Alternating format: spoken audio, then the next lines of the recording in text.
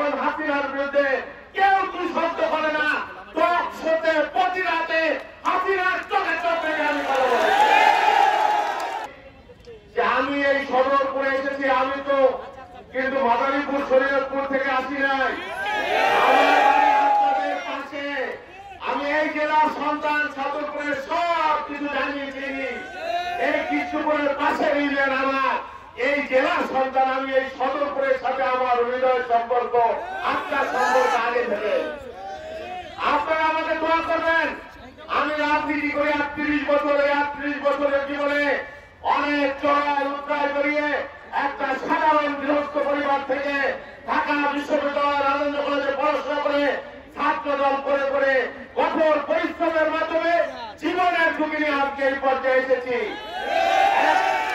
138টা মামলা, রক্ত ছড়াইছি, বারবার কারাগারে গেছি এই দলের জন্য। যখন হাসিনার বিরুদ্ধে কেউ কি শব্দ করে না, টক শোতে প্রতি রাতে হাসিনার চোখে চোখ রেখে আমি কথা বলি।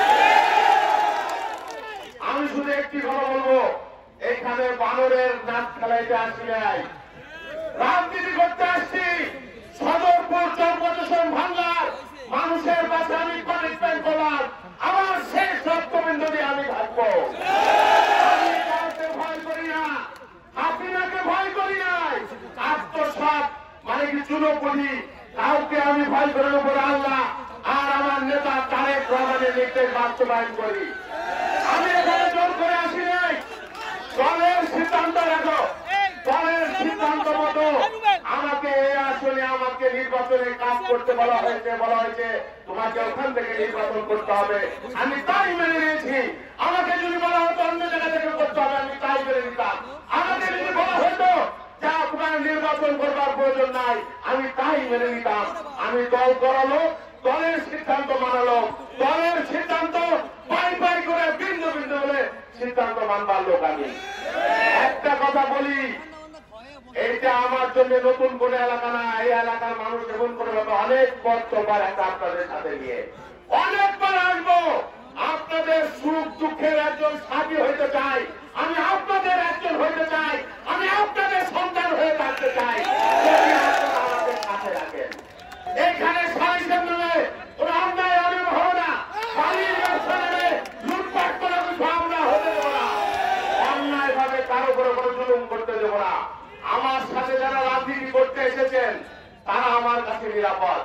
যারা আমার দল করেন এখন আমার সাথে আসেন নাই, তারাও আমার কাছে নিরাপদ। আর যারা অন্য দল করেন মনে রাখবেন, অকারণে আপনার উপরও আমরা কোন দলের কারণে কারো উপর আমরা অত্যাচার অন্যায় করব না। এটা আমাকে যারা চিনেন তারা আমার সম্পর্কে জানেন, অনেকেই আমাকে চিনেন। সেই জন্য রাজনীতির নামে দুর্বৃত্তন, রাজনীতির নামে লুণ্ঠন, রাজনীতির নামে অন্যায় অত্যাচার, এইগুলো আমরা কোনদিন করি নাই, আমরা কোনদিন করি নাই।